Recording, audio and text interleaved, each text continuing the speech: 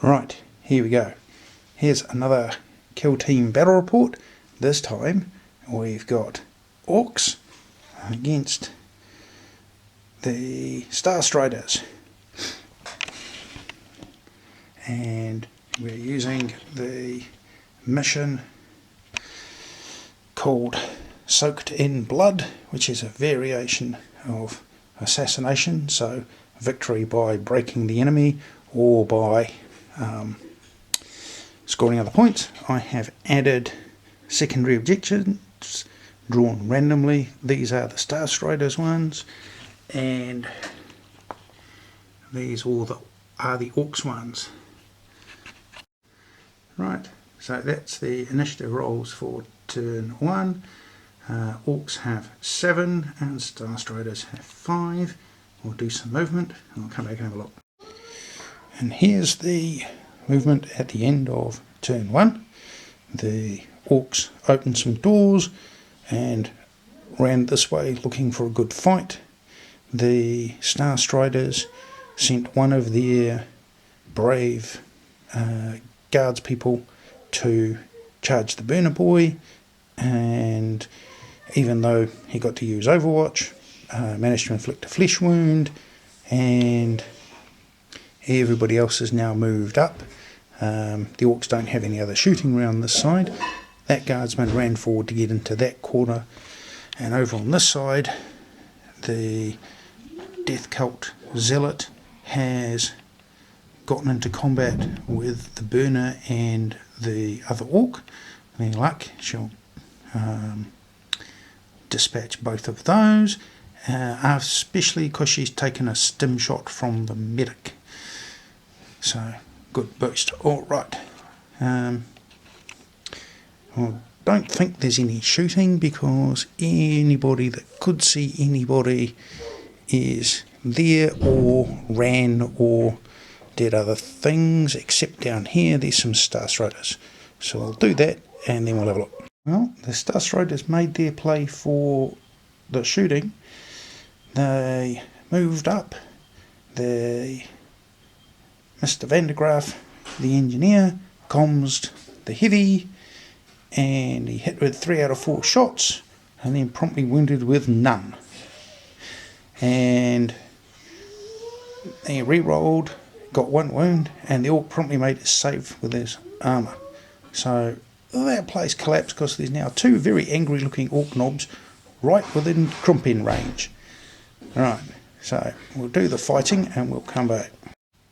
Right, well, down here the combat went kind of as expected.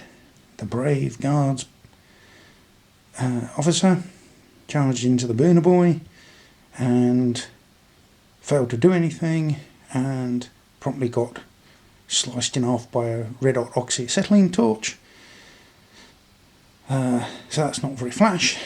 Over here the Zealot burned through 6 attacks, 6 hits, no wounds on the boy, 1 wound on the burner, goes through, flesh wounds him, but with a reroll turns into dead. Alright, I'll total up the victory points. We're going to have a look at the end of turn 1. Right, so at the end of turn 1, it's 2 each. The Star Striders get 1 for killing 1 model from the basic mission and 1 for engaging all fronts because they've got something in every quarter. The Orks get 1 for killing a model and 1 for cut apart because they killed him in the fight phase. Right, do turn 2 initiative and then we'll come back. Alright, turn 2 initiative, 6 to 5, so Orks are going first. Orks, Orks, Orks, Wag. Right, here's the scene on this side of the battlefield after the movement phase and the overwatching and the charging and the screaming and the splatting. The Ork boy charged the guardsman. The burner charged Mr. Vandergraaf, the comms guy. The first knob, the one lying on the floor bleeding, tried to charge the gunner, promptly got hit in Overwatch, wounded, flesh wound initially, reroll took him to dead. The second knob then charged him, and this time the Overwatch failed to get any hits. Over there in the doorway, there's a big scrum with two more Orks boys have charged the death cultist and have been countercharged by Axemander, the doggy, and the medic, who's stabbed herself full of go faster juice. Over in this corner, one Ork boy who ran up over there is about to possibly be shot by the Voidmaster leader and his Assault 2 shotgun. Alright, so we might do that and then we'll work out what's happened. We interrupt this combat phase to bring you a breaking news story. The death cultist is down. The first boy charged in and attempted to lay the smackdown on Axemander the dog. Just managed to do a flesh wound. The second boy, fighting the death cultist, charged in, 3 hits, 2 wounds, no saves, dead with a 6. Take that, Goth horns to the head. Right, I'll do the rest of it and we'll come back.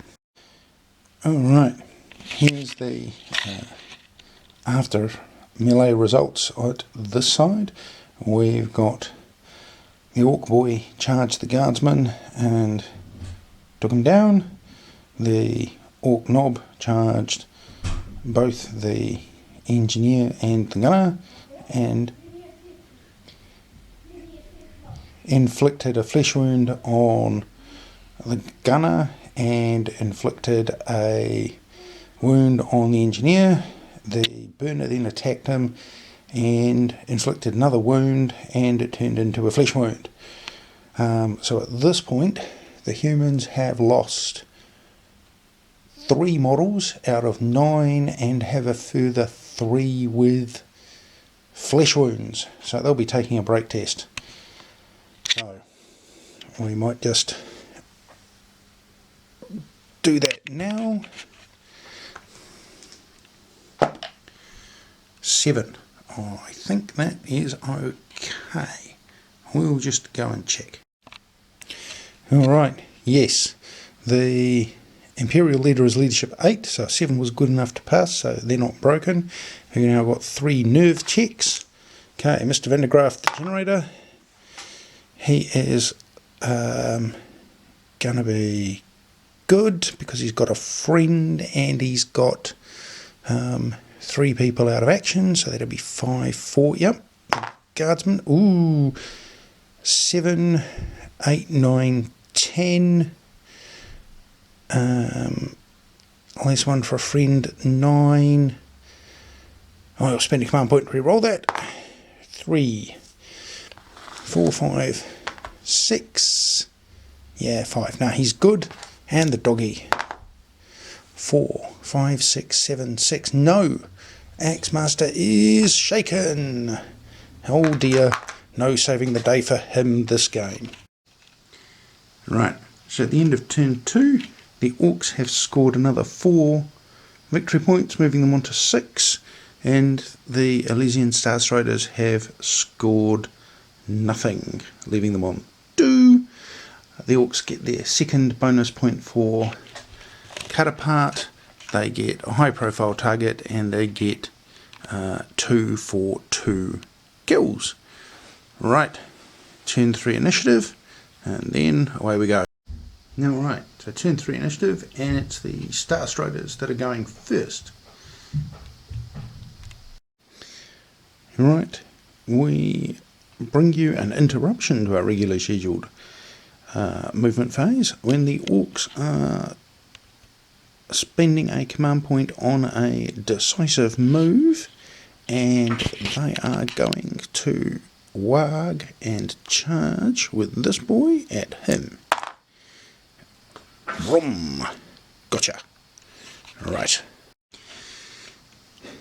Right. This probably must have been a something very bad happened in this temple. Maybe Chaos Ritual, because everybody's gone a bit crazy, because just over there, 2 Imperial Guardsmen have charged that Ork. Those 2 Orks have charged those 2. That's there. So the only guy who's not actually in a fight is the Ork leader, who's being a bit cunning, and he's off on a mission somewhere else. Right, and at the end of the combat phase, things are looking very dire for the Star Striders. The boy who charged in inflicted another flesh wound on the gunner, and the Knob had shot Mr. Van de Graaf with his slugger, giving him a second flesh wound, and then the Knob finished them both off in hand-to-hand combat, as is only proper. Over there, the boys finished off the dog and the medic, leaving the last 2 humans over here who are fighting this. This combat was interesting from the start. The human leader charged in to the Ork, who actually hit and wounded him with Overwatch, and then everybody was so amazed by this that nobody managed to hit or wound on either side during the executing combat. Maybe a case of actually getting their phone numbers or exchanging squig recipes rather than fighting, but who knows. Right, turn 3 victory point calculations and wrap up. Right, so at the end of turn 3, it's now 13 victory points to the Orks, to 2 to the Star Striders. The Orks got 4 for kills. 2 of those were specialists, so they got another 2 taken to max out for high profile, and they got 1 for cut apart, giving them 7. And now we need to see whether the humans break. No! Still in it. Right. Right. The Star Striders had a moment of tactical brilliance, winning the initiative last turn, and now it's back to the usual regular expected forecast of the Orks going first. Right, we'll let them do their movement, or sorry, charge phase, and then we'll be back after that. Right, looks like it's a last stand in a dark corner for these Yumis. There ain't no shooting phase because there's been charging, so we'll do the fighting and then we'll come back with a wrap up. Right, here we are at the end of turn 4, and the charging Ork fighting the Voidmaster